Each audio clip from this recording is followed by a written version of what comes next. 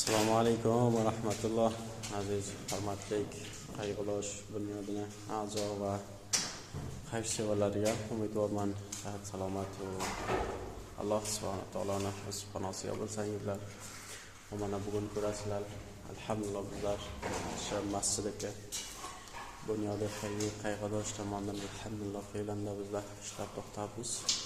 Masjidda Fotih Sulton Muhammad bu shaklda otini yozib qo'yibmiz. Alloh subhanahu va taolo uyda birodarlarimiz, turk xayrsevarlarimizdan sahm olganlar shukrguzorlik qilamiz. Alhamdulillah buni safidga olganiga safida ham taqriban lahzadan ishlab to'xtabni ko'rasizlar. Inshaalloh ko'p kam qolgan ishimiz. Mana bu istiqomat ham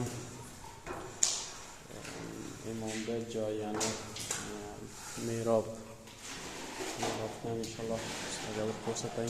Mana bu istiqomatni ko'rasizlar. Mihrob imom Xudovan xayr bersin. Farsh qolgan. Dalilga sizlarga uyda olaman. Har xayrsevarimiz aloqamand bo'lsa inshaalloh farshiga va mana dashni simitkorligiga bizlar niyozimiz bor, sizlarning ko'maklaringiz, hamkorliklaringizga. Ko'rasizlar, mana bu maydonlarimiz hozirga simit, rego hamma narsamiz tamom bo'lib qolgan.